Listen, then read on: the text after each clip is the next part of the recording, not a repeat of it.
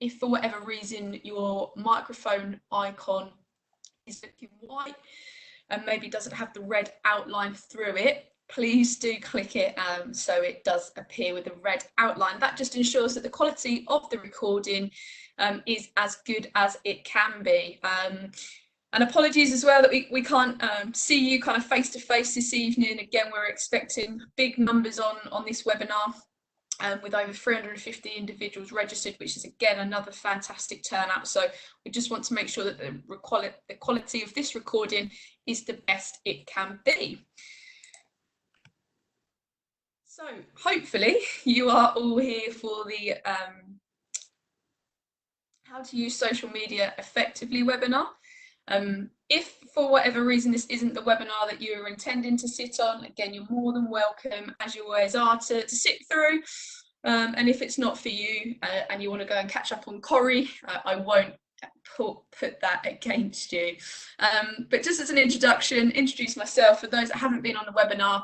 My name is Danielle. I am the FA National Clubs Services Manager. So my role looks at the ways in which we can support grassroots clubs, whether it be through upskilling, similar to concept like this evening, so an opportunity to kind of learn and develop, across the board to looking at what types of professional services you might need to support your club moving forward, to continue to grow, develop, strive and hopefully sustain, which is obviously a key element for all clubs. But definitely a key element in the current environment we find ourselves in.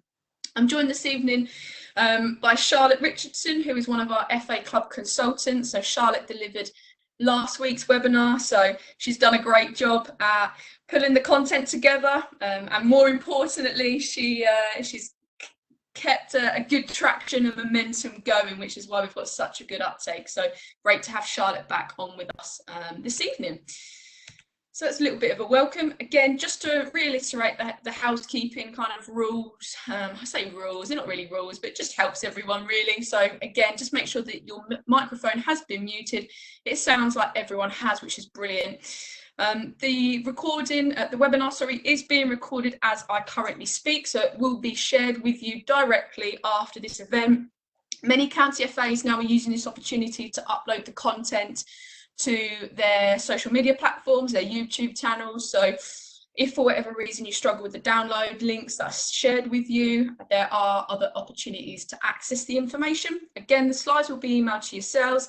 Any questions, pop them through the chat. I'm going to take a back seat this evening and Charlotte's going to lead the content along with one of our special guests. So I will be across the chat function. So please do drop any comments in there and bear with me if I take a little bit of time to get through them. They're not the easiest to kind of scroll through at times, especially if there is a lot of questions coming in. And we'll keep questions to the end just so the content can flow and Charlotte and our guests can continue their flow as well, more importantly. So just want to do a quick recap really. We, like I say, on our fifth webinar, so quite a new concept, although webinars and this type of education isn't new, but definitely seems to be something that a lot of companies, organisations are doing. But we have delivered 4 workshops to date, one around what would we stand for, so looking at values and vision, one around how do you know you've made it, so looking at success and what that might mean to you and your club or your league or your organisation, business continuity planning, so looking at kind of where we currently find ourselves today and hopefully helping clubs and leagues plan for the future or at least be better prepared for the future. And last week's webinar all around kind of using marketing to build for the future. So if any of them are of interest to yourselves and you didn't quite catch them, please don't hesitate to drop myself an email through the clubs program at thefa.com where I'll be able to share the relevant content with you. And obviously it's really, really important just to recap some of Charlotte's top tips from last week because it leads on exceptionally well to this week's webinar, is if we planned it. But Charlotte's top 5 tips from how to use marketing to build for the future can be seen below. So I'm not going to read through them, let you cast your eyes over them. And like I say, more importantly, if you do want to kind of recap on that webinar that Charlotte and Jeff from Bromley FC covered last week, please do get in contact and I will share the details with you. So what we will cover today, looking at how to be more strategic with social media, how to be more consistent with posting.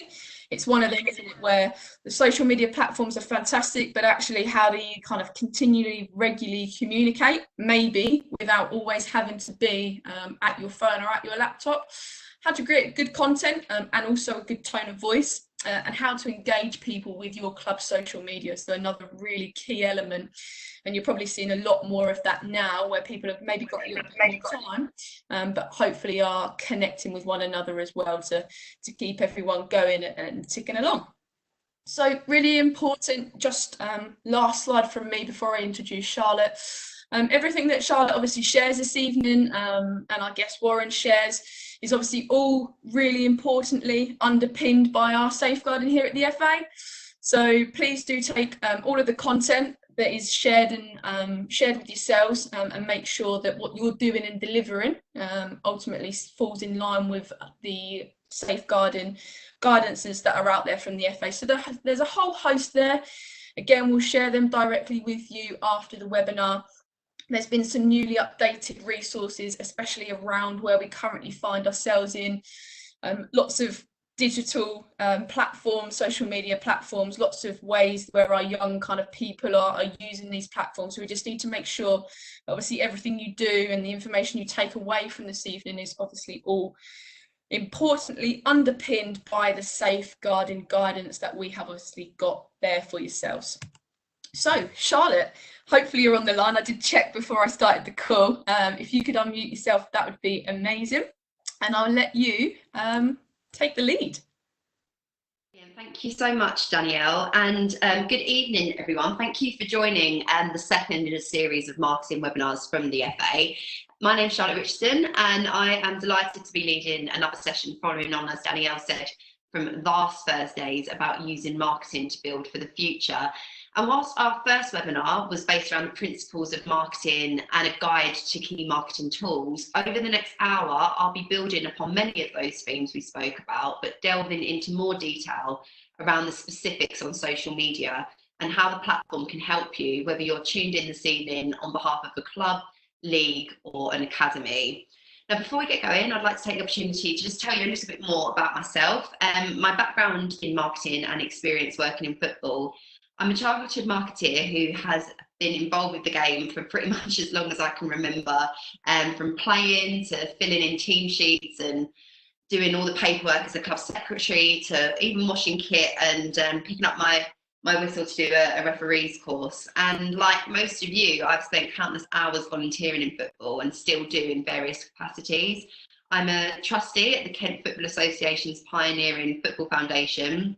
I sit on a youth league committee and set up a charitable project called Eighth Wonder, which is all about generating football's future female leaders. In terms of my professional career, I've been really fortunate enough to work in football for the past 7 years. I've worked at a county FA, within the pro game and the non-league pyramid, and across men's, women's and youth football. So hopefully throughout this webinar, you'll see lots of different examples and the benefit, I suppose, of that experience to take away some best practice, some fresh ideas and some new tools to help you get the best out of social media.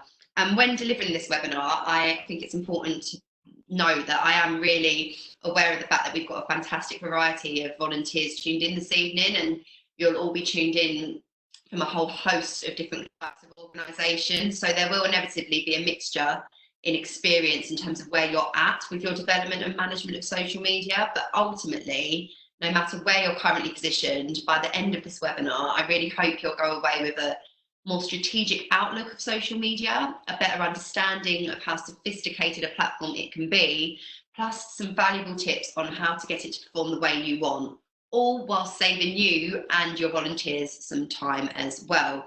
And as you can see on the screen, I have got a very special guest this evening as well. And like Jeff, we all like a little bit of silverware in our profile pictures, which is no bad thing, I think. But I think it's really important, and it was certainly valuable last week, and it will be very valuable again this evening, to combine the tips that I give you with practical examples of how it can be done. So having Warren Barlow from the Bolton Bury District Football League joining me is fantastic. And Warren will introduce himself properly later on and guide you through the journey his league undertook when introducing a social media strategy and the beneficial results they have enjoyed subsequently. And again, at this point, I think it's pertinent to say that when it comes to social media and marketing within football, and especially the grassroots game, I am aware of how much time volunteers give. And the tip I'd like to get across now is a point that I made last week as well, that with the right amount of resource, focus and teamwork, when marketing and communications is done right, and when social media is done right, it provides solutions rather than challenges. And effective use of social media will aid your football organisation with its development and achieve your aspirations, whatever shape or form they might take. And these are unsettling times for the football community, and we're now leaning on the digital tools accessible to us, most notably social media, to bring that sense of community we all cherish and we're all really missing right now, online, remotely. And over the past couple of months, I think we've arguably seen the best social media has to offer. And maybe this time, without football, can be utilised by us to pause and reflect, do some planning, look ahead to the future and what kind of role social media can play at the organisations we're a part of. Danielle, if I can have the next slide, please. So yeah, let's delve straight into it. I think it's important at the start to explain how important strategy is when it comes to social media. Our first personal interactions with social media were probably quite informal. We might have joined Facebook or set up an Instagram account with the purpose of connecting with friends, sharing photos from holidays and so on. But with time, as social media channels have evolved and usage increased, no doubt your interactions and your engagement and navigation around those social media sites has become slightly more sophisticated. It's highly likely, whether you noticed it or not, that they even began to form most of your consumer decisions, influence your purchasing habits and so on. The fact that across 5.2 million adults in the UK, 2/3 say that they use social media at least once a day offers a huge and enticing audience for us to try to connect with. And equally, with the average adult in the UK spending 2 hours each day scrolling, which is a quite scary 468 hours per year, it is clear why it is important to treat social media with a little bit more structure. Social media is a powerful marketing tool, one of the most powerful because it's free, it's extremely accessible, and it proves a means of engaging with different groups of people. Danny, if I could have the next slide, please, which just illustrates the kind of mix and blend. As you can see, it's quite a gender balanced outlook there, and the mix of age groups as well is quite interesting. I think everyone dialed in today has probably been involved with some sort of strategy development at their club or league to grow the number of teams, increase the number of players, reach more sign-ups, etc. And I just think when the same thought and foresight is applied to your social media, your digital objectives can feed in and complement the more physical. And as a result, the whole of your club and the whole of your league will move in a really positive direction. And if I could have the next slide, Danielle, this is a screenshot of the 5 most popular Facebook posts in 2019. That is across the whole kind of entire industries. And I think what is really interesting, and I don't know whether you spot it, but I certainly did, is that they're all around sport. 4 out of the 5 are to do with football, and 1 is to do with Wimbledon. And I think that again just highlights, in terms of consumer culture, how much of an online presence sports has now. And it really does transcend what we physically experience at our grounds and at the matches we attend. So when it comes to applying strategic thought to social media, I take you back to the idea of your own social media usage and how it's probably transitioned to quite casual consumption to becoming quite an influential tool in your social and economic decisions. To how many of us check out a restaurant on social media before we actually go and visit, or if we know we're going to an away game at the weekend, check out the opposition's social media pages for information. And it's because of this we have to apply strategic thinking. And social media isn't just a group of platforms. The icons of Facebook, Instagram, TikTok all come flooding to mind when we think of social media. But broken down, it's important to think of the different kinds of social media out there and how you can utilise them. So I produced this slide to highlight the different considerations and usages, and I ranked them in order that I personally consider most applicable and useful for football. So hopefully it gives you a bit of an overview of the different types of social media there are. So firstly, we have social networks, which are used to connect people with brands online. They are what link your stakeholders with your club or league. and they have a whole host of benefits, like relationship building, lead generation. So for example, if you're looking to get sign-ups to increase the number of teams or get more attendees at a Wildcat Centre, this can be really, really good. Also really useful for market research and helping with brand awareness, because with the rise of mobile internet, social networks have become hubs of most aspects of modern life. So they're probably channels you would want your organisation to be on.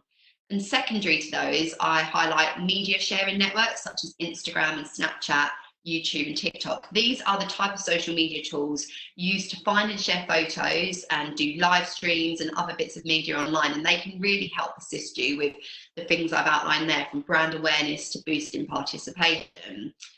Moving on to discussion forums, this is a type of social media used to find, discuss and share news and information and opinions, and we all have and love an opinion in football. And whilst it might not be at the forefront of your social media strategy, it can be quite useful when you need some market research or you want to do some advertising. Certainly quite useful when building community. So for example, if you were in need of increasing or driving the number of coaches within your club, one of the things I think that is built within the sort of DNA of our coaching culture is the thirst for knowledge and sharing of best practice.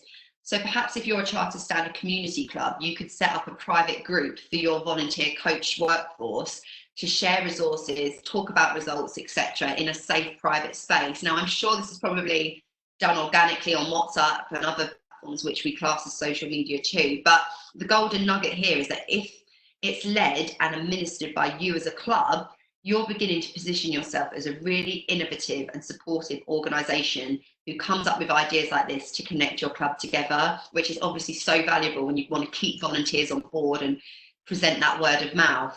It's also really good when it comes to brand advocacy, because with the right amount of resource, pages like this can boost your reputation online and drive wider engagement without you having to spend a lot of money or a lot of time on advertising campaigns. And for this, I think specifically of kind of step 2 to 3 clubs who are maybe thinking about how they can entice and build crowds for the future. And finally, bookmarking networks. So for those of you that aren't aware of these, it's a kind of social media which is important when we think about maximising upon trends. It's used to discover, save, share, and discuss new and trending topics. So as we can see, social media is a little bit more complex than we might initially give it credit for, but that doesn't mean we can't apply simple basics to get the most out of it. Danielle, can I have the next slide, please? So it's important to get across one really fundamental point before you embark upon your social media strategy. Yes, social media is probably one of the most valuable marketing tools to you. Channels like Facebook, Instagram, Snapchat, and Twitter all offer a means to promote your organisation to key groups. But do not feel you need to be on everything if it doesn't suit or match the resource you have at your disposal. My advice is to be astute and be tactical. Less is sometimes more. And the analogy again I like to use is in the same way a coach will identify the strengths of their playing squad, he or she will pick the best at their disposal to get the best results. So do the same with your social media. Pick the platforms that work best for you and make sure you're great at them before expanding or adding to your workload. I don't think there's anything worse than downloading the latest app with no idea about how it fits into your long-term plans. But you know it's pretty cool and everyone in the team is talking about it on a Sunday morning or at training. But if in a few weeks or months' time that page hasn't been updated, it becomes defunct, and that is really damaging to your brand. So imagine if you're a first-time visitor and that's one of your first interactions, they could find it and think you simply no longer exist because it hasn't been updated for such a long time. So once you've considered those social media platforms and which ones you want to use, here on this slide currently, we have some of the top tips. So setting meaningful marketing goals. Now, I'm sure you've probably heard of SMART objectives, being specific, measurable, attainable, relevant, and time specific about what you'd like to achieve. Be bold, be creative, and use this as a time to link your marketing back to other resources that you have within your club, including your development plans and your business document.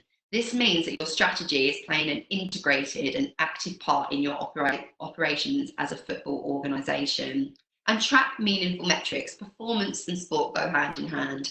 And one valuable thing social media channels I've mentioned so far offer is really useful data and figures, from the number of people viewing your profile to the reach and number of impressions you gain throughout the season. It can be really eye-opening. So make the most of these, and they will help you navigate your strategy from its creation through to its implementation. And because you've got these meaningful metrics, don't stop there. Again, another football analogy I like to use is that no manager puts a team out without looking back and assessing how the match has gone. Win, lose or draw, they'll look back and assess those 90 minutes. And I think it's always important to look back and reflect. I think this sense of continuous development is pretty much organically ingrained within grassroots football. Football is such a unique and powerful sport in this country because of dedicated people like you who sign up for webinars like this to make it the best, most accessible, fun and positive environment it can be. So use the metrics discussed to help you improve for the future. And understanding your audiences is really key, because when we give so many hours to our club or our league, we can quite rightly feel like we know it best. But let me warn against this assumption, because it's always proven a little bit dangerous to marketers, including myself. So when it comes to football, harness the volume of data out there so you don't have to assume anymore what works best for your social media. You'll know it. The analytics show you, helping ensure you're spending time as constructively as possible, which indirectly means you'll save some time in doing so. And look at the competition. This is quite simply a best bit of practice. If you find there are social media accounts that personally engage and interest you, have a think as to why. There's no harm in following similar accounts to you to gauge what they're doing and interact with it too. This is something that I did at Margate Football Club, who are a club that I work for. On our account, I created a private list on our Twitter account. Sorry, I should add that specific to Twitter. And on this private list, I added all the teams in our league and the league above it. So rather than my ordinary timeline, which has everyone we follow, this is very specific to do with clubs involved in the league with us. So every now and then I could check in, see what kind of content they were putting out. And it was just a really good way of kind of looking at the competition, gaining ideas and just generally staying ahead of the trend. And I'm going to talk about creating engaging content in far more detail later on, but I think the important premise here is that engaging content shows the World Wide Web who you are as a club, as a league, as an academy, and it helps you attract your target audience to you. If I can have the next slide, please, Danielle. But before we get on to creating good content, because good content organically will help you and your social media strategy. But one of the things I do get asked quite frequently is about spending money on social media. And if you have a budget or you've been granted some funding where you've been allocated some ring fence money to spend on marketing, that is great. And little really can go a long way if you, again, apply some strategy. So take into consideration the points I've made around SMART objectives, good copy, etc.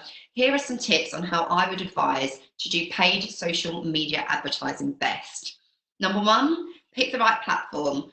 Once you've defined your objective, think about the people you're trying to target and what platforms would be best for them to use.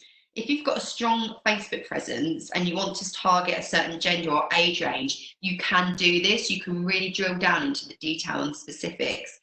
Alternatively, I know this is something, again, quite a lot of clubs have to do, but you might want to appeal to 18-year-olds or 16 to 18-year-olds to join your senior academy, or maybe, again, that age range to transition from your youth team into your adult, because I know that is a theme within the grassroots game, that kind of drop off. Instagram might be a more viable choice for you there.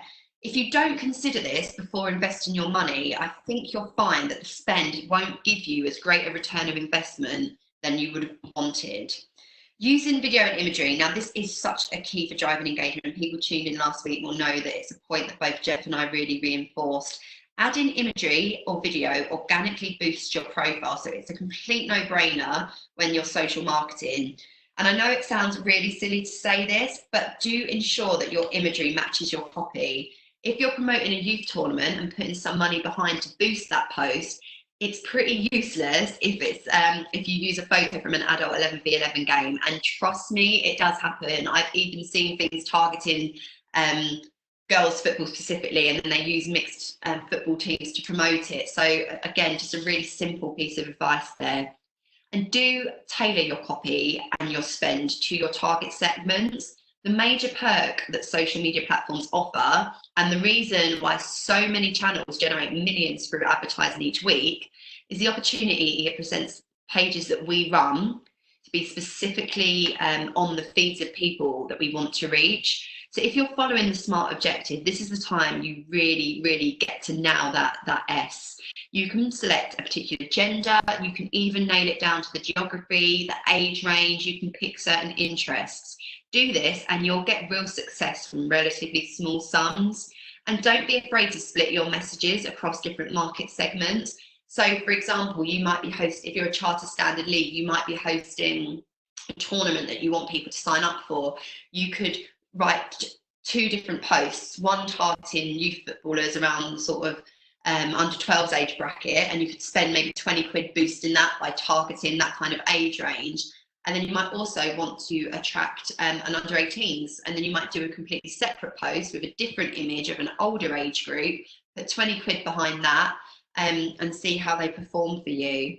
And do measure your return of investment, because creating that kind of understanding of the benefits it can have is really important. Again, if you're sitting on the boards or if you have to report into committees, like, money doesn't grow on trees. So I do think it's really important to be able to communicate that. And there are many ways of doing that. When you do spend money online, you will be given analytics and reports on how effectively your spending has achieved. But also have a little think about maybe creating some social media exclusive coupon codes and offers that will allow you to see the results of the traffic or the sign-ups. So for example, any clubs listening in tonight that have a club shop, this could be really effective. But if your club doesn't do e-commerce, you could also make the codes redeemable offline physically at your grounds. Or again, for those of you that have commercial outlets, for example, you might hire out your clubhouse for events and so on. If you were to do a code of, say at the moment, June 2020, get 10% off your booking in 2021, you could see and jot down how many inquiries that's helped you get. So moving on to good content, and it's a chunky topic and I could probably ramble on about it for hours, but it really is quite a personal thing to the club, league or organisation. But in terms of some content ideas, Danielle, if I could have the next slide, please. It's really good to promote upcoming events involving your football club. So from social gatherings to trials to pre-season training sessions, this is often a good source of content to showcase. And it seems hard now, but when we do start meeting up again, this will become relevant once more. And you'll see on screen some examples that I've highlighted. You might notice they are quite Kent-centric because that's where I'm from. But on the left-hand side there, we have Ebbsfleet United with a simple graphic that they've used to promote a game. The Kent County Football League doing some really best practice there in terms of tagging their teams in the tweets. That's really good in terms of interaction. It's very small, the image alongside it, but that's a screenshot of some work I did with Margate in terms of using the events function on the page to promote all types of events, not just first team fixtures, but community-led events as well. And finally, Faversham Strikeforce there, really with some eye-catching copy attached with an image to promote a football session. And then if I can have the next slide, it's really important to share information about your club. Narrative, i.e. using social media to tell the story of your club, is a really powerful thing for driving engagement. You can bring your club to life online by making virtual introductions to key personnel, whether that be the chairman, the manager, the club captain. This type of content brings the physical experience online, which is really crucial. An example here, we can see Leyton Orient have filmed some content thanking their season ticket holders. And it's just club staff, it's people that you don't normally see from behind the scenes recording that message. And alongside there, Brentford have done a really in-depth piece with their manager. Again, just bringing that kind of tone of voice online is so important. And then finally, Doncaster Rovers have even created a Twitter account for their mascot to share content and to engage people with something a little bit different. If I can have the next slide, I think good content also revolves around showcasing initiatives that you're involved with. And again, that really doesn't have to be the most sophisticated or, complicated of things. If you're doing something for charity during a season, or a player within your club has done something brilliant, these topics can be broad, but it's really important to let people know about it. And on this slide, I really hope I've encapsulated that it does not matter whether you're a Premier League club or a grassroots club, this can be done. The first is a slide with some video content on Manchester City's LinkedIn page about some charitable work they're doing. So obviously it's really key for them to showcase their CSR, which is their corporate social responsibility. QPR recently have done some walk from home challenges to keep people engaged, and Glebe, who are a fantastic Charter Standard Football Club, have done something really, really similar, again, connecting people with the football club. The football family is often a hashtag we like to use, and these are some great examples no matter what level you're at. And on the next slide, announcements are a pretty standard use of social media, but we all know that social media platforms have well and truly established themselves as news outlets. So building the trust of your channels by communicating content about new players, coaches, ground development, cup draws, essentially anything that might prove of interest to those involved with your club or followers from outside it. And here's a really great graphic that Folkestone Invicta produced. It's the same post, but 3 different images alongside. So again, just highlighting how creative you can be. And another good tip when it comes to creating good content when the season does resume and we are back to playing in the future is match reports. Now this can be done again in a variety of ways, different levels of creativity. That is the joy of social media. You could be a bit innovative and encourage your followers to submit their own thoughts via emojis, which again is fantastic when you want to appeal to younger fans. It is one of the fastest growing languages, and although it's from a different sport, O2 Sports have done some really good stuff around this with rugby. But make sure you repurpose your content to build engagement and offer dialogue. I think Dartford did it really well in the previous slide where they had the different links, thereby boosting their traffic. And a really, really simple one here, photos and videos. I shared a stat in last week's webinar that engagement on social media is boosted by up to 70% when an image or a video is posted alongside your copy. And this is because it draws attention to your post in a sea of content that a user comes across on their timeline. If you're able to build a stock base of images from your club to use, that's brilliant. And if you're able to get images including people with all the right correct consent in place, that's even better. It's important to remember also that sometimes it's the simple off-the-cuff stuff that works equally as well.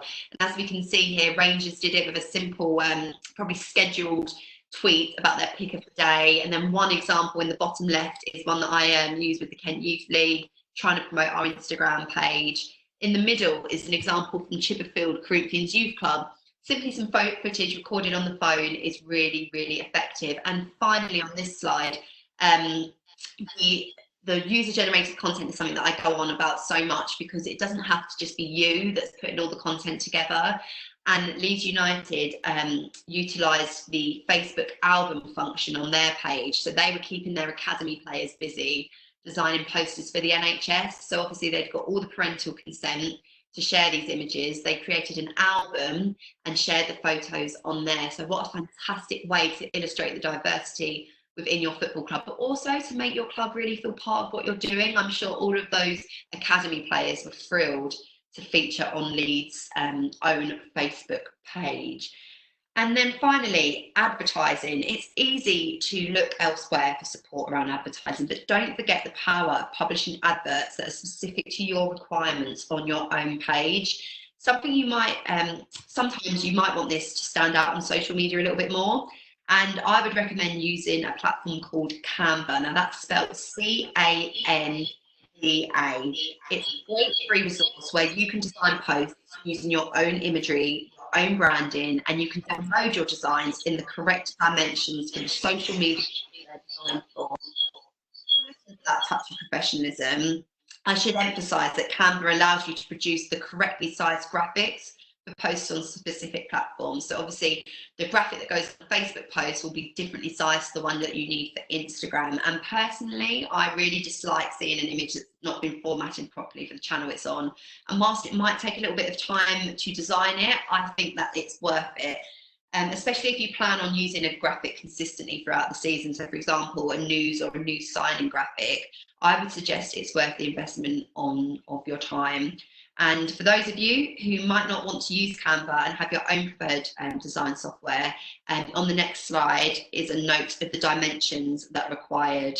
If There you go. So again, when Danielle says this, I appreciate this. The font is probably too small for you to record and too quick, but when this gets sent out to you, you can have a look at those dimensions. And Canva, like I say, is brilliant because it gives you a whole host of different resources to use that look really, really professional.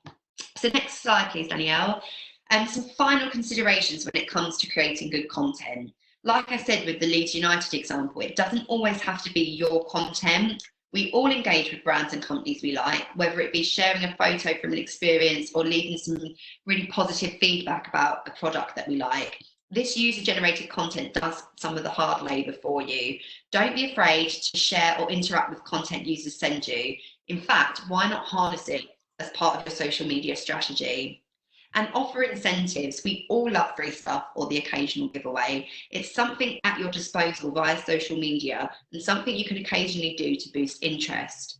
Frequently, social media pages will offer a giveaway based on a random drawing, and to enter the draw, users are asked to share, like, or follow a page. This can create a big ripple effect that more than compensates for the investment of a reward. So why not consider those in your content plans at key times in the season? You could even work with partners and sponsors to craft things to give away, or if you're in a position to do so, utilise things like free match day tickets, kit, or vouchers. I do appreciate that some of you might not be in that position, so I'd really focus on partnership collaboration. See if you can call in the support of a sponsor for a cross-promotional campaign. Exposure for both parties for potentially something as simple as the investment in a Nike voucher could be really mutually beneficial. And one thing I think that has always worked really well, and particularly during this COVID-19 crisis, is the organisation of contests, which is especially appealing for younger audiences. But I mean, let's be honest, when positioned correctly, it's nice for us older ones to get involved too. And these kind of contents, especially again, if you have a real diverse makeup of people in your league and your football club, can be crafted in a variety of ways. It's all about how creative you're feeling. And again, thinking about that smart objective that you want to reach. And listen to feedback. Take the time to look at comments, ask others what they think, and always be prepared to take others' ideas on board to drive your social media output. I said last week about adding marketing to the agenda of a committee or team meeting, because to be truly successful on social media, you have to reflect the wants and needs of the football community you're serving online. And thank your followers. I think you might have seen it on the previous slide with the Kent Youth League, or maybe one coming up.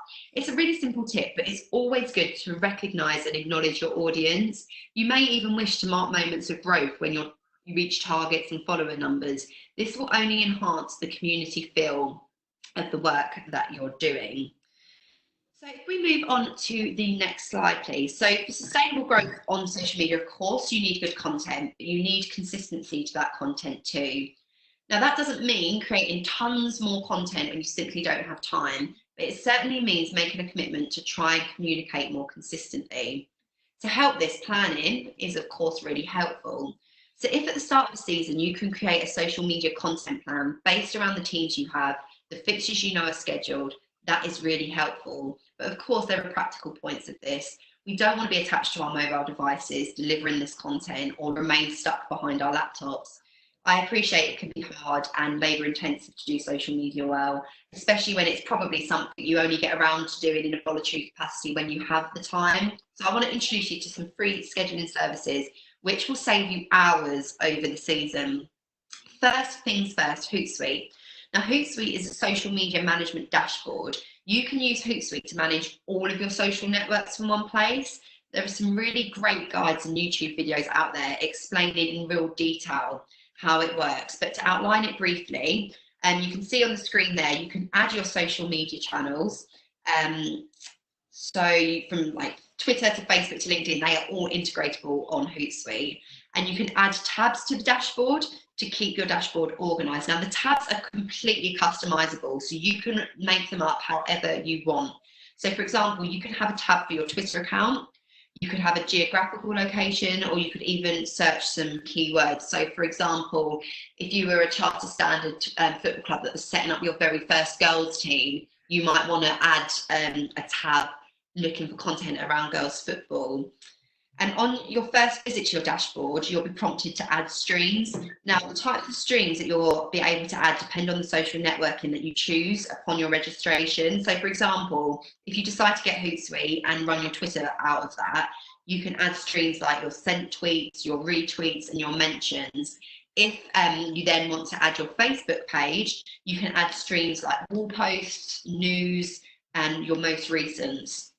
So again, it's really, really clever the way that Hootsuite offers you that functionality across different social media channels. It's not a one-size-fits-all customization, which is really, really good. So with that all in place, you can then begin to publish and schedule your messages. It also has a great function called auto schedule, which decides the time to publish for you based on optimal times of day for your account. So it's so clever, it almost does the analytical research for you. And for those of you really advanced on your social media outreach, you can even add apps like YouTube, Tumblr, and MailChimp to it. And if I can have the next slide, Danielle. Now, for those of you who really want to use Twitter as a major platform for your social media strategy, TweetDeck is a great resource. TweetDeck offers a more convenient Twitter experience by letting you view multiple timelines on one easy interface. It includes a whole host of advanced features to help you get the most out of Twitter. You can manage multiple Twitter accounts. So again, I know there probably might be a few clubs out there that run a senior men's team account and then a specific one for your youth team. You can add these all on and you can see them and you can build your dashboard so that you don't have to be constantly clicking on and off and logging in and out. Again, which saves a great amount of time. And so you can manage your multiple Twitter accounts. You can schedule tweets for posted in the future. And whereas with Hootsuite, you've had streams, on TweetDeck, you can customize columns. So as you can see, there is a screenshot of a TweetDeck channel that I use. You pick and choose what columns you want and how they are displayed. So if I can have the next slide, Danielle, this is just a list of the different functionalities that TweetDeck offers you. So these are the different columns that you could add to your dashboard. And I've highlighted a couple that I think relate to the points we've made. So again, that's that search term. Really, really good if you introduce a club hashtag or you really want to engage with content in your local community. So for example, if you were a team based in Newcastle, you might want to search the hashtag Newcastle and you can always be kind of keeping on top of content that's related to that. The list function is one that I mentioned to you earlier that I did with Margate. Again, if you're a league listening in this evening, you might want to set up a private list where you can add every single one of your clubs to. So that way you've got a very refined stream of information that is relevant to you. Because again, I think as a league, it's quite nice when you share your club's content. And this is a really easy way of doing it without having to kind of search through your whole feed. Again, scheduled is really, really important if you want to save some time. As opposed to having to be on social media every night of the week and racking up the hours. You might decide, oh, do you know what, every Sunday morning, put the TV on, I'll sit down with my laptop and I'll schedule the important messages I need to do over the next 45 minutes. And then I've highlighted mentions as well, because one of the things I think is really great with social media is striking up a dialogue. So you can see all of the mentions, you can see all the different individual users who interacted with your account, and you can decide to reply to them, you can decide to retweet to them. But there is, as you can see on this slide, so much to explore with these scheduling platforms. So I'd really advise going away and exploring what might work best for you. And finally on this point, if I can have the next slide, is Studio Creator. So this is a recent addition to the world of social media management. It's a free tool you can access. It's linked to your Facebook. So unlike the previous two, this is only specific for Facebook and Instagram accounts. It's, like I say, a free tool that you can access to bring together everything you need to effectively post, manage, monetize, and measure content across your Facebook and Instagram accounts specifically. It can also help you take advantage of new features and monetization opportunities that you might be eligible for. I think the way that Facebook has kind of revolutionized advertising over the past few years, if you are a club that has a budget, this could often be a really good source for you. And as you can see on the left-hand side there, I can look at the posts that I've played, I can look at the posts that I've scheduled. Underneath it is the insights column. So again, when I was talking about looking at your analytics, that's right underneath you. And Facebook is really good at providing some free advice around how to get the most out of your budget as well. So it's one to definitely consider. One quick point to mention is that anyone who manages a page can use the Creator Studio, but the page role determines the specific information you can see and the actions you can take, which for some of you, and particularly welfare officers, will be really important, because you'll almost have a structure in place about who has the sort of most authority and access to those accounts. So moving on to tone of voice. Now, as highlighted over the past few slides, there are numerous ways to try and stand out on social media. It's a really competitive space out there, and every little helps to get a tactical advantage. So I quickly wanted to talk to you about one of the tactics I actually feel gets overlooked, and that is tone of voice. I think everyone tuned in this evening will probably feel that their organisation has quite a clear mission. You probably have a good development plan in place, and this is all important when building your strategic route to reaching and connecting with your intended audience on social media. All your marketing activities, social media and otherwise, will exhibit your tone of voice both internally and externally.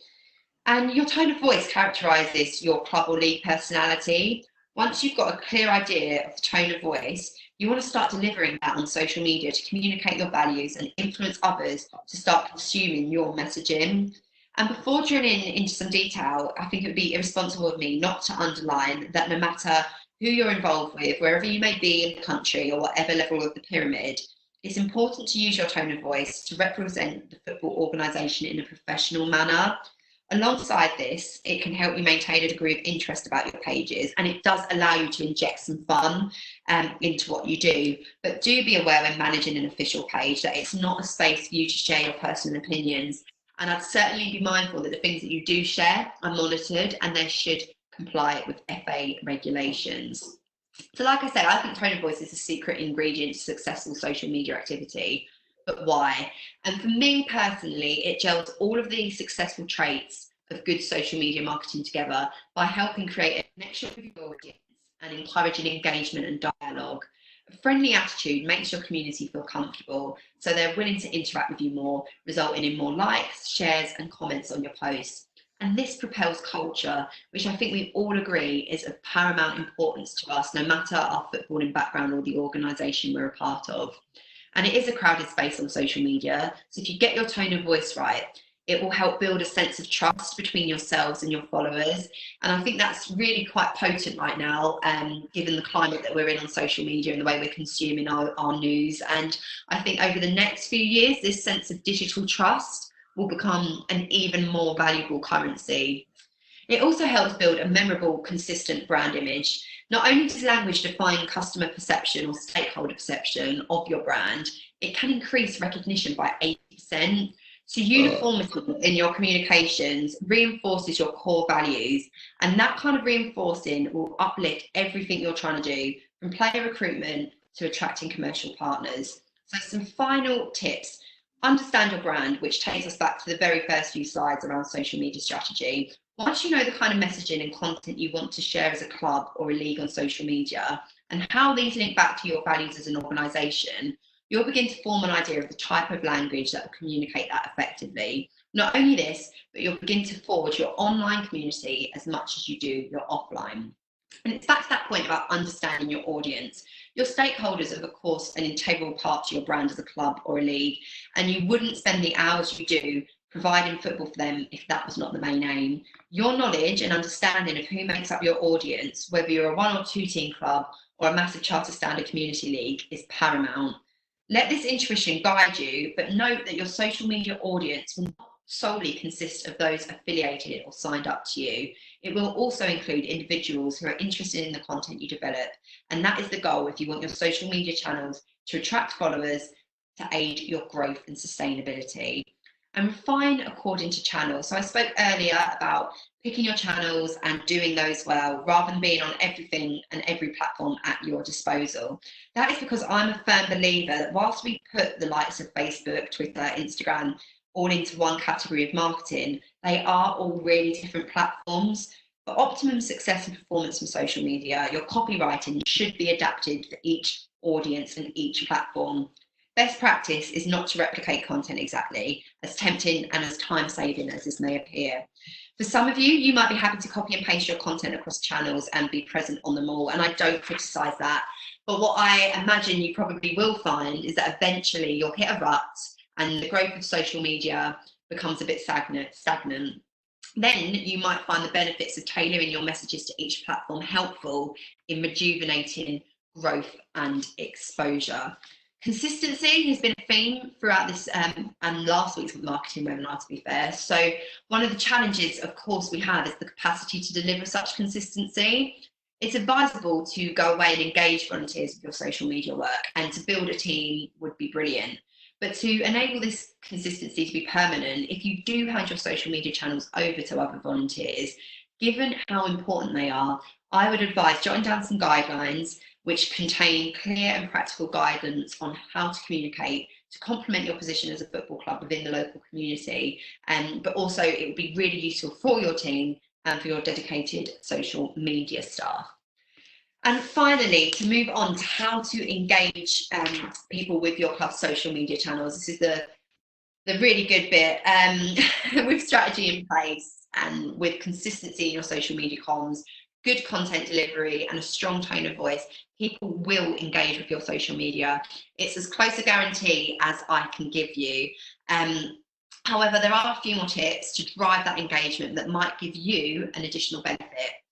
Firstly, with any post you publish, irrespective of the platform, it's crucial to tag people or other organisations related to that post, particularly those featured in any images. This will attract those accounts to the post. It will enable them to see the value in it and hopefully share it to their own following. Good quality content will nearly always ensure your followers engage by resharing, retweeting or liking it. And the knock-on effect to this is that the post will achieve a much larger reach as it spreads across the timeline of your followers to people who may not necessarily have a connection with your channel presently. So on the left-hand side there, I've got an example of a tweet that I did for the Kent Youth League when we announced our sponsor. So you can see in the copy there, I've included the company and I've included the teams involved, but in the yellow box, I've tagged in some media outlets because I want them to see this, I want them to engage in it. They're also the people I sent some press releases to, so I'm hoping that they will share that to their followers and help me make my sponsors a little happier.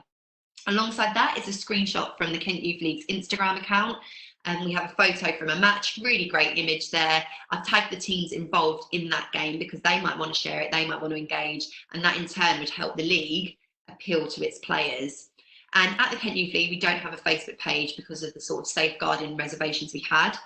So I give an example of some work that I did at Margate. We had a fantastic partnership with the Libertines and we sold a lot of shirts as a result.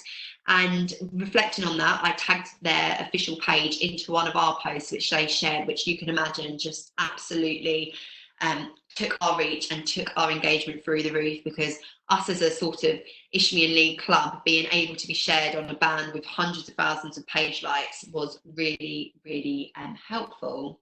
And on to the next slide, please. Another bit of potentially best practice that you might be able to see. Now, it's really hard to obviously reflect this on a PowerPoint slide, but sometimes if you were scrolling through Twitter, you'd often see a thread. Threads can be really, really useful. And this is an example of how, again, we did it at the Kent Youth League when promoting a charitable initiative at Christmas time. We put the initial post up and we tagged some people in it. And then we would reply to that initial post in a couple of weeks' time. So what that then built was a quite nice narrative on the timeline, which meant that we could get more information out there. So that's, again, another little tip that I would use. And then on the next slide are some more examples of social media work that I've done with the Kent Youth League. And I spoke about, if I could have the next slide, please, Danielle. Thank you. I spoke about being really open and celebrating different landmarks that you reach as a club. There is an example of what a Canva post can look like. We're on Instagram, really simple, sized properly. And then again, talking about how to use emojis as just a bit of fun content for you. We have an example of that there. And moving on to hashtags. A hashtag, for those who might not be so sure, is effectively a label for content. It helps others who are interested in a certain topic quickly find content on that same topic. And it's really useful if you're looking to build prominence with an already established online community. So if you apply this tip to your club or league, as an example, you were setting up a veterans men's team, a recreational session based in Colchester, Essex, you could use hashtags such as hashtag Essex, hashtag Colchester, hashtag vets, football, fitness, and so on to broaden the post's appeal and expand the reach. So building on that, to be more strategic and relevant to you, why not create a club or league hashtag? For those of you at last week's seminar, Jeff Hutton, the GM at Bromley FC, spoke about the hashtag he created, We Are Bromley. Very simple but effective. You might well have a slogan or nickname associated with your outfit already. Could that lend itself to becoming your organisational hashtag? Once decided, at the start of the season and throughout, promote this to stakeholders, encouraging them to use it and to share content. As you'll see on the next slide, promoting it online is of course really important, and it's something that we did at Margate with the hashtag In This Together. But don't forget other marketing platforms and assets, including your website, your Matchday magazine, and so on. If I can have the next slide, please, Danielle. I've even seen some clubs ensure that their hashtag is printed on their kit, and there's a reason for that. It's all part of the marketing mix. And there we go. You know, I do back up what I say. At Margate, we plastered it down the main end of our football stadium. And moving on, sharing is caring. And another way to engage people with your page is to share others relevant content too. Whilst you will spend a lot of time focusing on your posts, make sure you make the most of other people's too. Your league, your county FA, the FA, partners and sponsors will all have some form of social media output. Look out for the posts about potential funding opportunities that you can engage with by liking or sharing and retweeting. As long as it's relevant to your own audience, it can add another dimension to your social media strategy. On the left-hand side there, we see an example of a tweet that was compiled by someone else. It was written by one of our supporters and we just shared it. And then on the right-hand side, some images sent to us by supporters. So don't be afraid to explore your tone of voice and thank others for the contribution they make. And talking of thanking others, I'm really delighted now to hand over to Warren Barlow, League Secretary at Bolton Bury and District Football League, to tell you what good social media looks like when it's done right from a league and club perspective. Thanks, Charlotte. Thanks for that input. I certainly good evening, everybody. Like Charlotte said, I'm Warren Barlow. I'm the current Secretary of the Bolton Bury. I just want to give you some practical examples how we've used social media as an organisation. And I can assure you, we're not perfect by any stretch of the imagination. Me personally, I've had my fingers burnt a couple of times. And you know, all I'd say to you now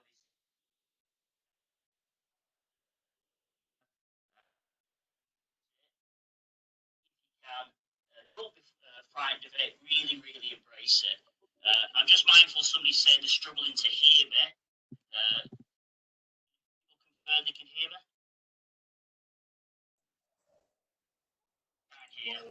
Warren, it's Danielle. It seems to be fading just out a little bit. So we can hear you at times and it just seems to fade out a little bit. Okay, can you give me 2 minutes and I'll plug a mic in? Yeah, of course. Yeah, no worries. That's better. Just give me 2 minutes then. No worries, Warren, not a problem. Charlotte, it's probably a really good time if I can re-get you back in. There's been some really good conversations on the chat function, which is fantastic. People sharing some really good knowledge, especially around Canva, which is great. So thank you very much for sharing that. And I think people have answered one another's questions within that around kind of resizing, etc., which is obviously great. I mean, April posed a question and she's had some really good feedback, which is brilliant. But it might be worth, in Warren's absence, Charlotte, just to maybe get your thoughts on it. So April, has asked, as a club who uses many different social medias such as Facebook, Instagram, Twitter, etc., would you recommend only one person from the club controlling all accounts? Now, like I say, April's had some really good feedback from everyone else, which is valid, but it'd be really good to get your thoughts on that, Charlotte. Yeah, I think personally, it's particularly if you're a volunteer, I think it's good to build a team around you, because I don't think if you want to be really effective on social media and have a really good strategy in place, it will require time, and there is no sort of way around that. And I think for best practice, it would be good to build a team around you, because in the same way you would build a team to perform on the football pitch, that sense of teamwork can be really, really great to help drive your performance on social media. And I think there is ways of obviously having control over that.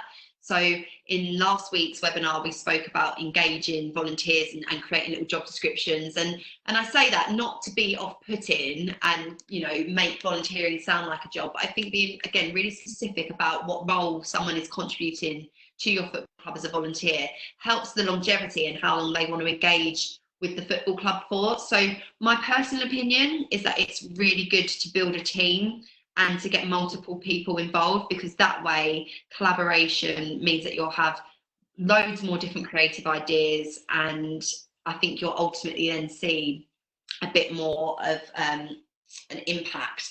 So for example, you might have a really good understanding of how Facebook works, and actually you might only have the time to dedicate to Facebook, but you might have a younger member within your club or your league who wants to forge a career in marketing, who you know, drops you a line and says, oh, can I manage your Instagram channel? And you don't want to say no to that support. And the whole point of all of these webinars is to build up a workforce for a sustainable future. But I think it is important to identify someone from a safeguarding point of view who is going to oversee it. I think that's a really good point, Charlotte. And the whole element around encouraging more people to support. I appreciate this isn't a volunteer topic as such, but ultimately seeing you guys being stretched even more than you already are. So if there's an opportunity to share the load under some type of guidance, whether it be a JD like Charlotte mentioned, is obviously a great way to just make sure that you as individuals or key people within your club aren't taking too much on. And Charlotte, there was a really good example from Jeff last week around utilising young people. And I know that the league that Bromley play in have got a good connection with the university, but it's connecting in with young people, obviously kind of over the age of 18, so not too young, but making sure we've still got a good youthful eye across social media. Do you think that's still a really good opportunity to engage with that type of audience and encourage them to support the use of the social media channels for clubs and leagues? Definitely. I mean, one of the things I really hope that comes across to people tuned in is that your marketing and your social media should reflect you as a football organisation. It shouldn't be, you know, necessarily reflecting, you know, one element of that. So of course, opportunity, you know, that's what we all believe in. Football is a vehicle for creating opportunity for everyone, and it's plastered at the very front of the presentation, you know, the FA slogan, it's for all. And actually you might find, and certainly throughout my career and my time volunteering, often the people that volunteer might not necessarily be interested in playing themselves, but they have a skill base that lends itself perfectly. So it is, the young people are an obvious one to turn to, just given from one of the earlier slides, again, how much of the population is weighted in that younger age bracket. But really it's open to everyone, and that's what makes it so good. And you might actually find that you have older people within your club who want to learn about it, and then you can do some really nice work there about connecting people. One thing again that's happened quite a lot throughout my career and again my time volunteering is I get a lot of people who want to write match reports, not necessarily because they want to become journalists, but they just really enjoy it. So that's something that I'm able to take advantage of. I obviously proofread the match report and then I take it and dispense it across social media. But again, I think the premise applies in the same way that, you know, the best football organisations out there will want to offer opportunities to everyone. And what we're fortunate about with social media is because it's free, we can kind of explore and give those opportunities to people that help us. And I think that's absolutely spot on, Charlotte, in the sense of kind of making these opportunities available for everyone. Obviously, if someone's got a keen interest in this area, it's great. And I think Freya's made a good point around kind of the consistency of branding.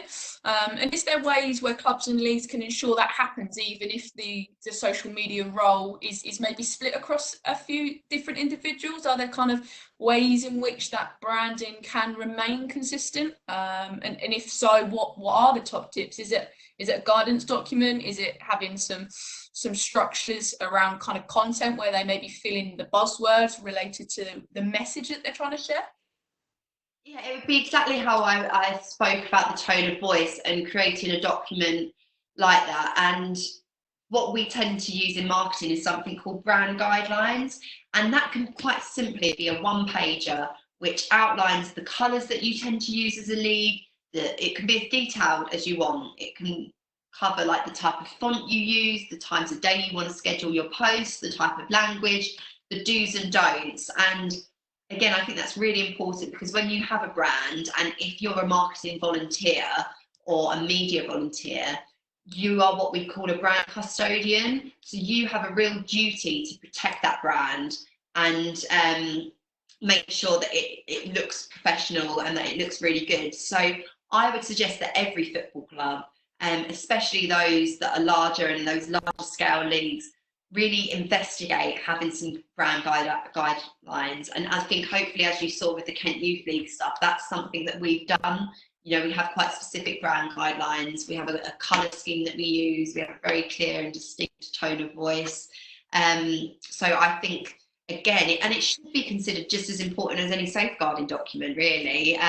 If you treat it as such, and make it a prevalent document within your club structure or your league structure, anyone that does get involved can have a read to it and they can refer to it. And then if they have any questions, they can come to you. Brilliant, thanks Charlotte, that's awesome, and definitely makes sense, especially to someone that isn't maybe across social media as much as I could or should be. Probably just good point or good time just to check in with Warren. Warren, are you there? Have you got a mic? How are we doing? Yes, yeah, that sounds Yay, that's better. Great stuff. It wouldn't be a webinar without technology issues, would it? Never had that before, but never mind. Okay. Right, okay, like I said, I'll start again. Thanks very much. Thanks to Charlotte as well for that input, because I certainly learned something, and I'm glad you can all hear me now anyway. I just want to give people some practical examples, really, from the Bolton and Bury District Football League perspective. And I've got to say, we're not perfect. We've made mistakes. I've personally made mistakes, etc. But I just want to give people confidence that really do embrace social media. Don't be frightened of it. Okay, it is something to embrace, it's something to enjoy. So there's a bit of an agenda there. You know, I'll give an introduction, I'll give an overview of the league, etc. I'm not going to read through everything of that, but that's just to give you a bit of a flavour of some of the things that I'm actually going to talk about. So if you want to just move to the next slide then. So who am I? You know, it's all right me talking on here, but the first and foremost, you know, I'm 54 years of age. I've been married for 30 odd years. I've got a son that's a level 2B referee, so football runs in the blood in the family. I was 30 years as a police officer. Out of that 30 years, 18 years of it was in counter-terrorism, actually. And I ended up being a national, for some reason, a national and international trainer for counter-terrorism. And as a result of the training that I delivered, because I went out to places like Tunisia, Uzbekistan, Bosnia, Nigeria, Jamaica. I went out to lots of different places delivering counter-terrorism, and I worked out of London for a long period of time, delivering counter-terrorism training for the CT network. I ended up getting the Queen's Police Medal in 2019 for my services to policing, and in particular, my services to counter-terrorism. But why do I mention that? A lot of people have talked about strategy. A lot of people have talked about tactics at the moment. Policing, all the 30 years I've worked in policing, was based on 3 layers. And I'm going to talk about these 3 layers in a little bit more detail later in relation to social media. Those 3 layers are strategic, tactical, and operational.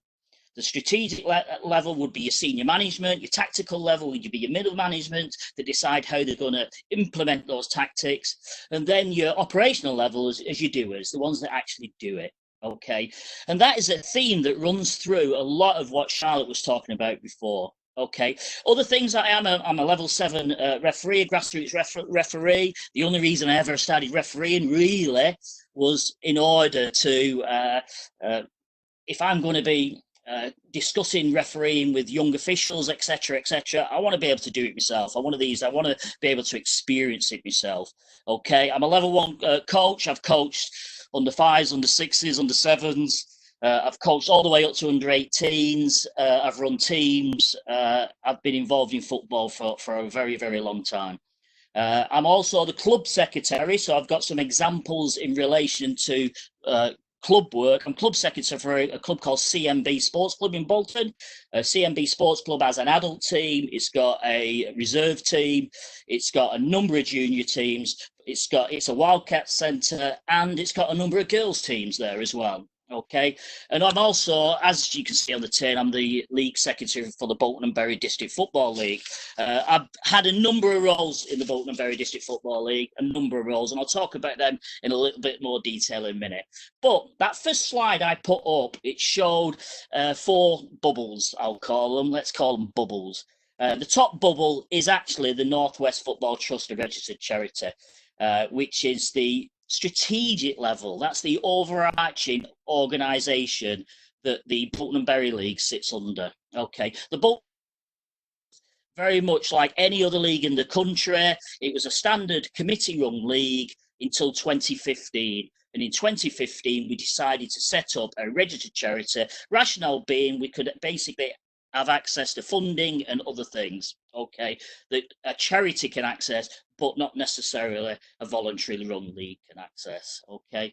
The league currently has got 600 teams, about 8,200 players. So you think of the footprint that the league's got, so the number of people that you touch when you post things on social media and such like, put things on your websites and such like.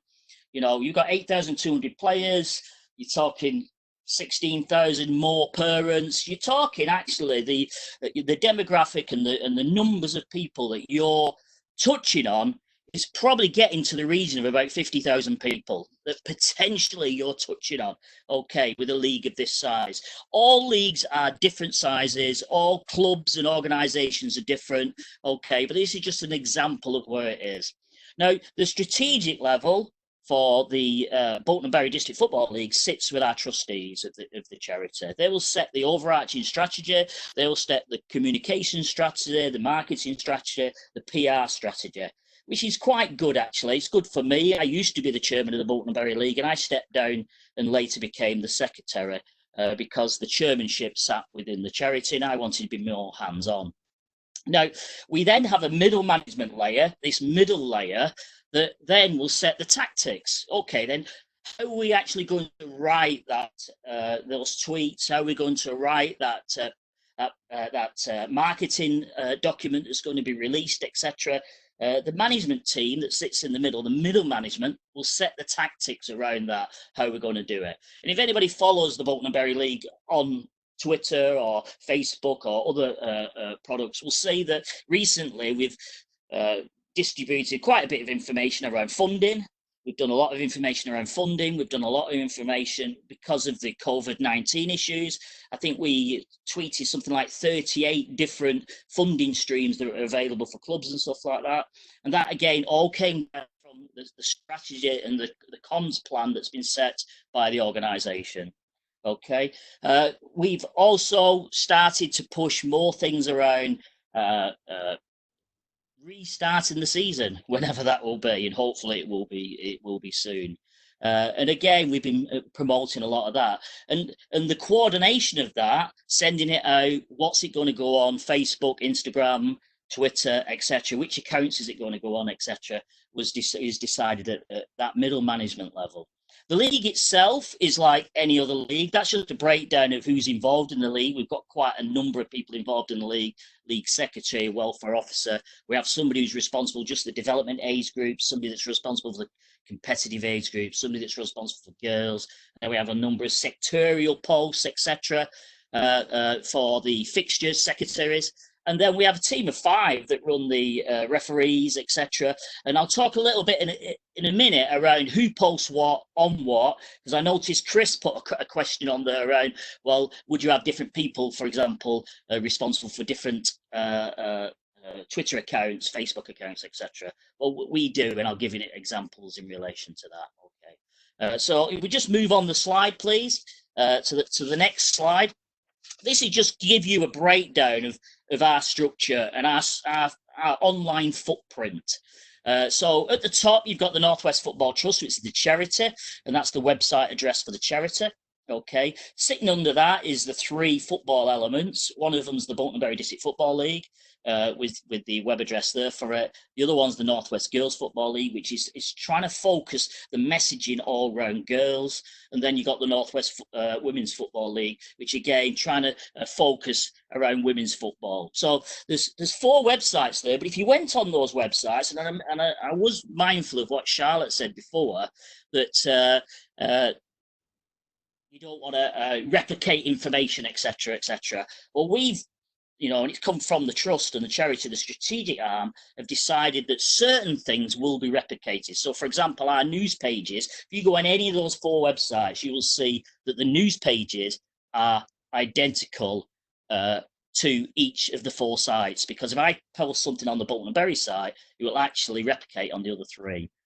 But there's certain things that don't replicate. So, for example, if you look at those Twitter accounts on the left-hand side, lower down, you'll see the official BBD FL account, which I'm responsible for, only posts stuff on the Bolton and Berry District Football League website. So it posts it there on the front page, available for people to see, but it only posts there. Now, Kelly, who's responsible for the girls, she's responsible for the official NWGFL, Twitter account.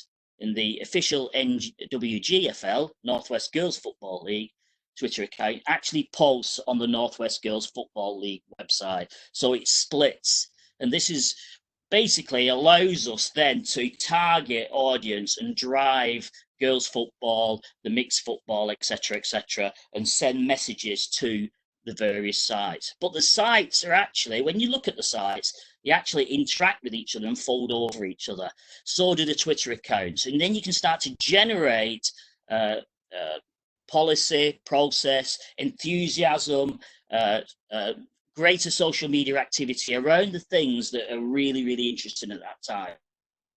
Clubs supporting the county FAs and some of the things that they're driving around safeguarding, etc., etc. So these are the type of things you can do.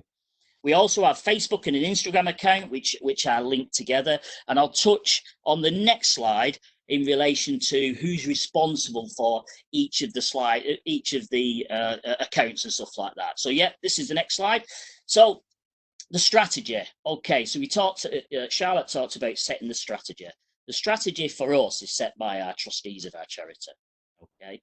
Then we have a next layer down, which is the management team. The management team consists of the chairman of the trustees, one of the directors, myself as league secretary, and then area leads. Those area leads are the girls lead and the development football age group lead, etc. So they will make up the management team. And that we then decided how we're going to market this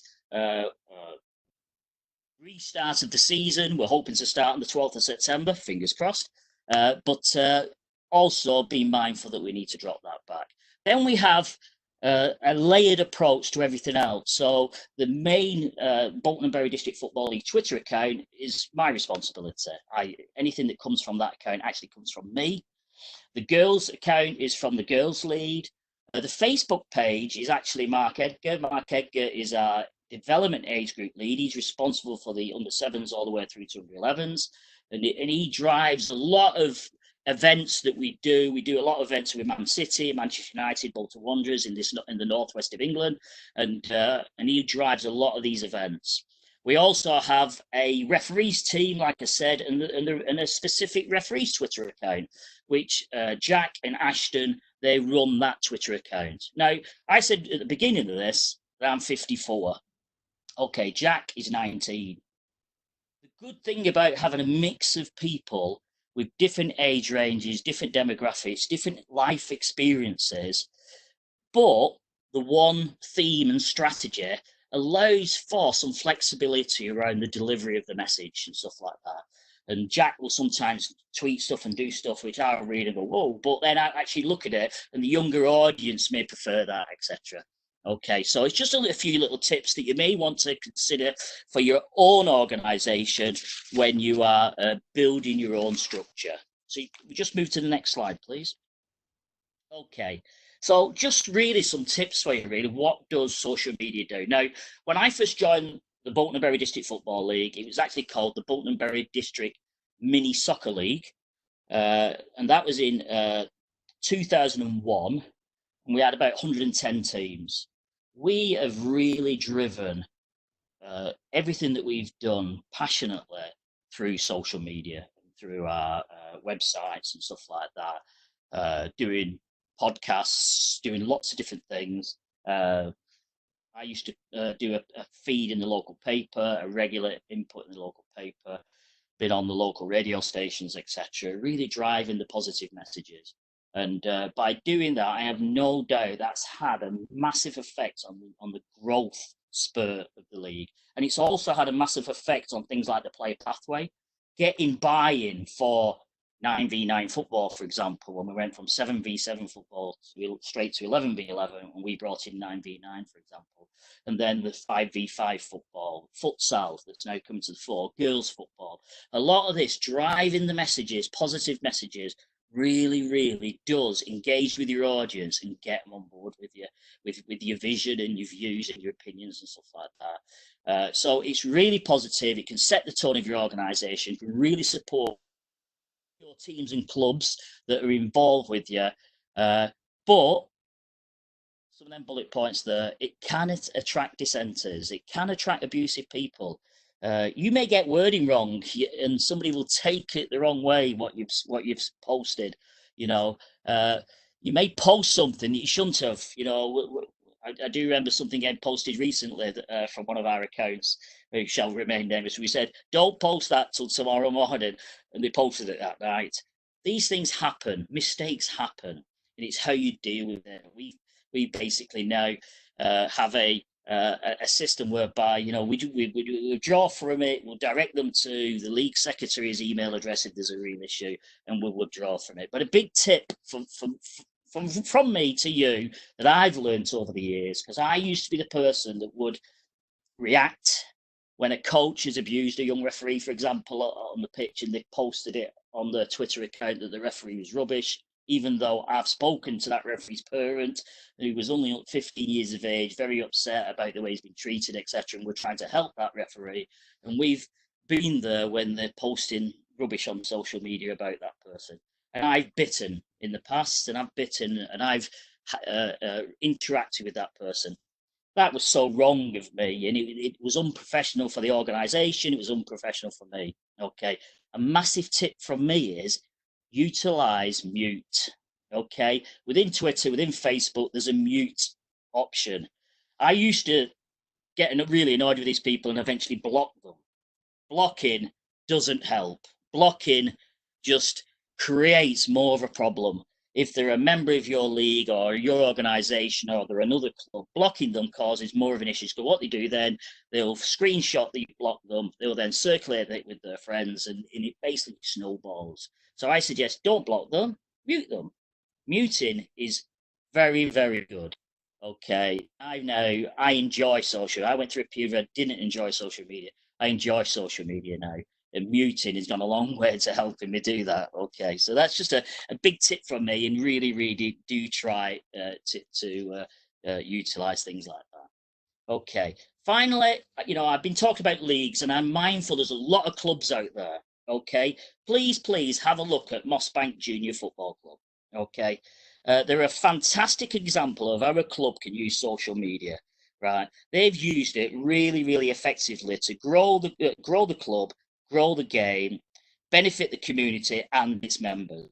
Okay, they have a website, they have a Facebook account, a Twitter account, Instagram account. They do podcasts, video messages. They have a Mossbank TV on YouTube that you can go on, and they've got a youth council that's currently developing Mossbank FM, okay, for radio. So they're brilliant with social media. They put a lot of it, and I noticed Charlotte mentioned video messages and stuff like that. They put a lot of video messages on, which is really good.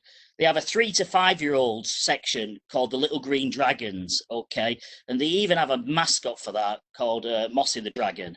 You know, some people think it's a man in a dragon's cartoon outfit, but Mossbank has shown me that it's not, and it is a real friendly dragon that helps the Little Green Dragons. But little things like that, it really allows them to engage with those 3 to 5 year olds. Yeah, they've now got 40 little dragons signed up to the club for the new season, and they've got many more on the waiting list.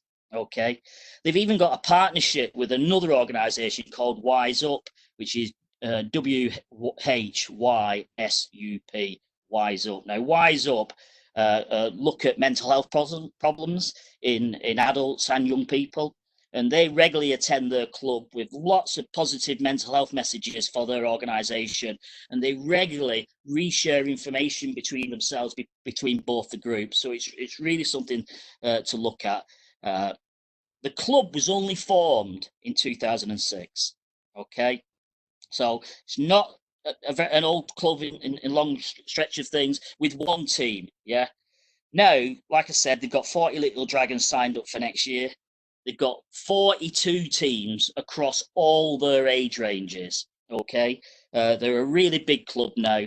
They even self-manage their own facilities now, and a lot of this has been driven by the management and the structures and the way that they drive positive messaging, so it can have a really good positive effect on your organisation. They have a tiered structure. We talked about strategic. They have a strategic level that sets the strategy, a senior management team that sets their strategy. Okay. They then have 9 age group leads, okay, that put the tactics in place. So when we talked about this 3-tiered approach, they then have a coaches group, a youth council, and a parents group, okay, that actually implement the tactics that's been outlined, all through social media interaction, positive messages, and driving excellence through the marketing strategy. This has helped grow the club, like I said, from one team in 2006, and they've now got 550 members. Okay, it's a fantastic tool. So just to finish on, one thing I'll finish on is going back to the Bolton Bury District Football League. I asked our analytics to have a look at the numbers game. So just think of this for when you are using social media, websites, and online presence, etc. So I said, can you do a snapshot pre-pandemic? So the 31 days in January, they did a snapshot of site visits to our main website, which is the BBDFL. We had 28,700 visits. That 10,100 were unique visitors. Page views, we had 20,500 page views on our website and 15,600 unique page views. And the average person visited the site for 2 minutes 38 seconds. So pre-pandemic, you know, most people are on our site, the average time on the site, some longer, but most people were visiting for over 2.5 minutes. So you've got to grab them. You've got to have something, so imagery, video, whatever, stories, something to grab them. 10,100 were unique visitors. So think of that about the unique visitors. These are people that's never visited that site before, IP addresses, never been there before. Okay, how do you grab them? How do you keep them in? Okay, if you've got boring content, they'll drift away and go elsewhere. I then asked them to do a pandemic snapshot. So they've looked at April, the 30 days in April, and we've had 3,500 visitors in that 30-day period, and 2,100 were unique. So we're still getting a high percentage of unique visitors. Out of that, 3,900 page views and 3,000 unique page views, and the visitor rate is 1 minute and 29 seconds. So the visitor rate's dropped, but I'd expect that because there's no tables and results and things like that you would normally have on a league website at that time. So visitor time's dropped, but unique visitors still there. So how do you grab them? How do you draw them in? What's your marketing strategy around that? Then I looked at how did they actually visit the site. 84% visited by mobile access, mobile phone, 16% by desktop. Okay, So the vast majority of people are drifting to our sites, especially using mobile access, and that's these days people are doing things on their phones. So hopefully that's just a little bit of a snapshot, an example of how the Bolton and Bury District Football League work. Mossback Junior Football Club, please have a look at them and consider how do you actually attract people to your organisation and promote your things that you're doing. Thanks very much. Thank you so much, Warren. I think to have that level of honesty about your experiences as well is really just going to be so helpful for everyone tuned in this evening. Some really practical advice. And the question I was asked earlier about how you can maybe disperse the social media management across your club, I think Warren's given a really great example of best practice. And again, how it can be used to build a team and build a community at your football club. And finally, from me, I've written some practical tips there, but I just thought quickly based on something that Warren brought up, I'd like to share an experience with you. I won't name the organisation because obviously I haven't got permission, but I was approached once by the CEO of a football organisation who was very hands-on with their Twitter page, and he quite simply had enough of abuse around different things. Like I said, football is known for people to share their opinions, and he said, I'm just going to close it down, but I want to get your thoughts. And I completely sympathise with how he was feeling, but I said to him, do not shut your Twitter page down. It might feel at the moment, you know, sometimes guidance goes out and people don't agree with it, and it was an antagonising sort of week, but the benefit on the long term would be good. And I said, why don't we take a strategic approach? Why don't you write a blog piece for the website explaining how sort of upsetting and damaging this is, and the role that you serve as a football organisation in terms of making football a positive environment, etc., and we will share that on our social media channels, which we did. And it also said as well that we wouldn't accept abuse. But we managed to do it. Rather than it be negative, we tried to make it positive, and we use social media to deliver that message out there. So again, social media can be used to kind of temper and manage the comms and take negatives, and you can manage them into positives. So yeah, my 5 practical tips are out there, and I really do hope that everyone tuned in has found this webinar useful. The aim, like I said at the start, was to look at the range of social media channels available to you, and give you guidance on how best to maximise their functionalities and save you some time. So I really hope that you take away the fact that social media is a positive, fun marketing channel. And if you are able to dedicate some hours towards planning, it really can be harnessed to galvanise your club and league development plans. And again, thank you to Warren, because I think he really highlighted the benefit to leagues and clubs across the country. And I'm sure his experiences and tips will have lent you some ideas and inspiration too. So that is about everything from me, I think.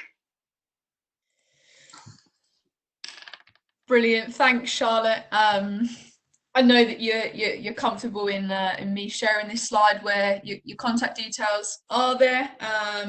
Obviously, check out Charlotte's Twitter page, LinkedIn. I guess they're all kind of intertwined with some of your platforms that you spoke about, so you may see some similar content across Charlotte's platforms there. But please don't forget to kind of connect with Charlotte, with myself, with people that are on the chat today. Just like to say, in terms of the chat function, you guys have been absolutely outstanding this evening. There's so many positive, supportive comments and suggestions being flying in left, right and centre. So yeah, great work from you guys this evening. Again, I just want to first of all, before I go into this, I just want to say my personal thanks to Warren as well. Really good insight from a league's perspective. Those that have been with us for a few webinars, you've seen hopefully that we're trying to mix it up from different levels of the game, female, male, leagues, clubs. So it's been really insightful from Warren's perspective. And I think one thing that I really liked about what Warren was talking about was his honesty. Social media is fantastic, but it can be, as Charlotte gave the example, sometimes a bit of a daunting place. So you're not alone when you probably have those moments on a Saturday or a Sunday where people are potentially hammering you based on the scores or whatever their personal opinion may be. So big thanks to Warren. Again, massive thanks to yourself, Charlotte. Great information being shared, and again, some fantastic comments that are flooding in the chat now, just kind of thanking you both for your time. Please do obviously take on board everything that's said this evening. I just want to reiterate one more time that obviously everything you do is in line with the safeguarding procedures and guidance that is set out by us here at the Football Association. There has been some really positive questions. If anyone has got anything burning, please do let me know. I'm going to be very honest, there's a lot going through the chat that I might miss it. So if there is anything burning, please do stay behind at the end and unmute yourself. I'm just going to close off the webinar because I appreciate we're a little bit over time. Final slide from myself. Next week, Charlotte will be back with us again. So it's great to have Charlotte on board. Supporting these series of webinars, and we'll be looking at the topic, how can marketing support growth and sustain participation? So please do join us next week. All of this content from this evening will be shared with you directly, along with this information around how you can join us next week. It just leaves me to say a huge thank you to you all for your time and effort this evening. And like I say, if anyone does want to stay around to ask any questions, please do so. Enjoy the rest of your week. Stay safe. Enjoy the golf courses or the tennis courts that we're obviously all allowed to access now. And hopefully we'll see many of you on next week's call. Take care, everyone. Bye-bye.